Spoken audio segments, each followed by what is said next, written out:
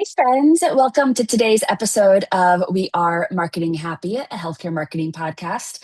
I'm your host, Jenny Bristow, and I'm also the CEO and founder at Hedy and Hopp, a full service, fully healthcare marketing agency. I'm really excited to come with you today and chat a little bit about speaking to the boardroom, how to pitch marketing metrics to the C suite.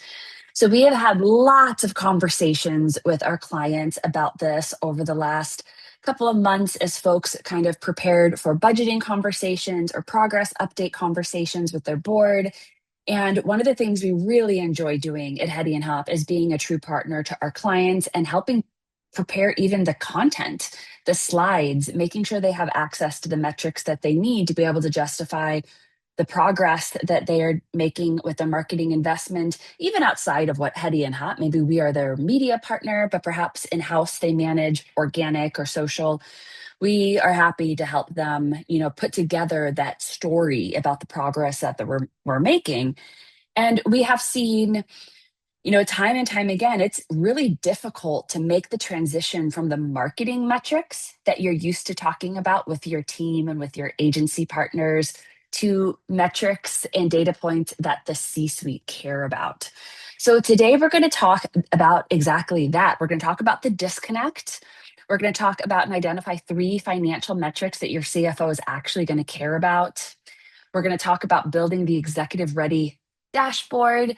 And then we're going to talk about how you can use these same metrics on the defense. If you've been told that your budget is going to be cut, how can you actually frame the cost of inaction? So let's jump in.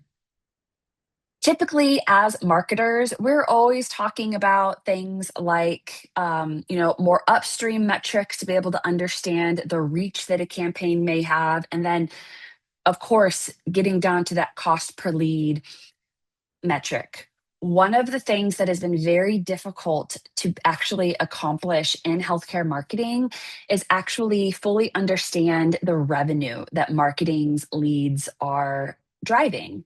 The growth that can be directly attributed to marketing's work. And that has been because historically there's been a bit of a firewall kind of around the EHR and all of the clinical metrics.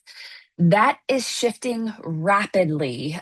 We have successfully been able to put tracking metrics like UTM parameters in to patient records within Epic and then pull campaign reporting out that allows us to understand the number of patients and the downstream revenue that specific campaigns drove. So the days of having, that walled garden and not being able to fully report on the entire journey and revenue that your campaigns are driving, luckily is over for most organizations. You just have to act to be able to stand up all of these different reporting technical capabilities. But once you're there, what we need to focus on are a couple of different things.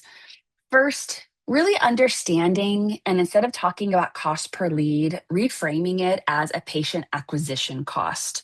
So this is still on the cost side of the equation versus the revenue, but it's really important to be able to understand how to calculate the patient acquisition cost by service line. So as you're talking about to the board, objectives for the organization to be able to drive volume, you can actually put some dollars behind it through the lens of what is it going to take from a marketing dollar investment at a certain patient acquisition cost to be able to accomplish your goals. So that's the first metric. Second is really fine tuning it from downstream revenue, which again, we're excited to even have in healthcare nowadays. So, downstream revenue for many organizations is going to be a win. But if you really want to win the hearts and minds of the board, switch that over to contribution margin. So, the board knows that revenue itself can be misleading. So, if you phrase it through the lens of contribution margin, that is the revenue generated by marketing driven patients minus the variable costs of their clinical care. So that helps them understand the true financial impact of the patients that marketing was able to drive. And then finally, service line ROAS, which is return on ad spend. So don't look at a blended ROAS for your campaigns. You really want to break it down and identify specifically those high margin clinical procedures like cardiology, orthopedics, and neurology, where the financial return is going to be the highest. So that will absolutely enable you to be able to help justify additional dollars for some of these service lines, especially if there's additional access to bring in additional patients. Next, second, let's talk about an executive ready dashboard. So the golden rule of a board presentation is less is more. You do not want to have to spend 5 minutes explaining a slide. That means it's too complex. You're trying to communicate too much. So an easy way to think about this is really like a 3-column framework. Tell a story in 5 seconds. First, the input: what capital was deployed? What was the marketing spend by service line? In the middle is what is the output, the clinical volume that was generated. Again, you can pull EHR, verified new patient encounters. And then third is the impact. So what does it mean for the bottom line? Hopefully you're able to pull, again, contribution margin and then also estimated lifetime value. This is a really easy way in a screenshot, on a one slider, to be able to quickly explain what progress marketing is making to achieving those operational and organizational objectives. A couple of things I want to call out. I failed to mention this in the first segment. In order to truly get to contribution margin, you're going to have to become BFFs with your CFO. So to actually be able to understand what that calculation needs to look like, what are those variable clinical costs to be able to do that calculation, you need to become BFFs with them, help them understand what you're trying to report on, because for them, they want that data just as badly as you do. So really working together to be able to report at that level of granularity is a big success for both of you. So it should be a pretty easy conversation. And then finally, let's talk about the defensive play. Let's talk about the cost of inaction. So right now, we are seeing budgets being slashed across the board in healthcare, regardless of if you're a privately held organization, PE backed, whatever. Budgets are being slashed right now. So, how are you going to help the board understand the impact of these budget cuts? So, marketing often is first on the chopping block. So, it is your job to defend it. So, first, talking about and framing it as a market share leakage. So, what happens if marketing stops? Actually, calculate the patient volume that will be turned off if you turn off or reduce marketing budgets. And really phrasing it not as this is, we're saving money, but this is what's happening, but hey, we're ceding market share to our primary competitor down the street.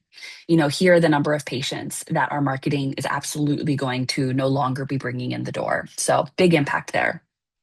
And then finally, showing the board the direct correlation. If your hand is forced and you do have to reduce budget, actually look at and track the financial implications of what happened. What was the trajectory of, say, high margin elective procedures for a 3-month time period if marketing was turned off, compared to what your expectations were based off of that strategy that you had presented probably a year ago, based off those patient volumes you expected that it would drive. So really phrasing it as a choice, like we can reduce our spend by 20% in order to hit this quarter's cost cutting goal, but our historic models show it will reduce an 150K drop in surgical contribution margin next quarter, right? It's data. And then if they still need to or want to reduce it, that's fine, but you're actually making sure that they understand in meaningful numbers what that impact is going to be.